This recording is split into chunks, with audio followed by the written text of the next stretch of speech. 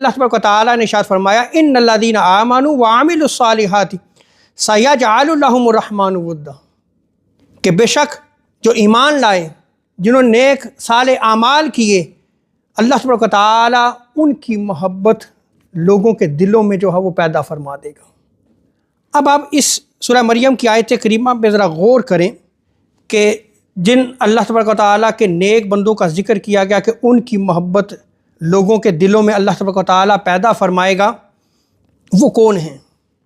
اس آیت کریمہ میں ان کی دو نشانیاں بیان کی گئی ہیں، ایک ایمان